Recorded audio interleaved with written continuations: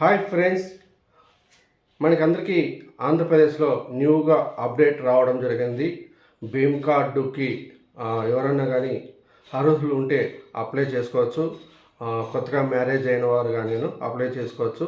భీమ్ కార్డులో ఏదైనా address change చేయాలనుకున్నా కానీ ఈ రోజు నుండి మీరు చేంజ్ చేసుకోవచ్చు. అలాగే కొంతమంది ఉమ్మడి కుటుంబం ఉంటుంది, ఒకే భీమ్ కార్డులో అందరూ ఉంటారు.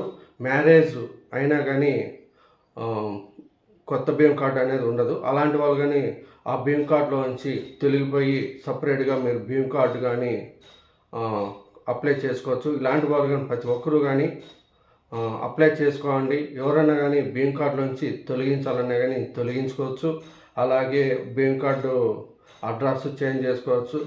మనకి రాబోయే రోజుల్లో స్మార్ట్ కార్డ్ భీమ్ కార్డు అనేది చిన్న సైజు ఏటీఎం కార్డు సైజులో రావడం.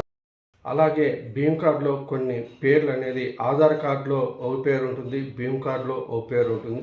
అలాంటి వారు కానీ భీమ్ కార్డులో కానీ పేరు అనేది చేంజ్ చేసుకోవచ్చు భీమ్ కార్డులోను. ఇలాంటి వాళ్ళు కానీ ప్రతి ఒక్కరూ కానీ స్మార్ట్ కార్డు వచ్చే లోపున మీరు అప్లై చేసుకోవాలని కోరడం జరుగుతుంది. ఎవరైనా చేసుకోకుండా ఉంటే త్వరగా చేసుకోండి.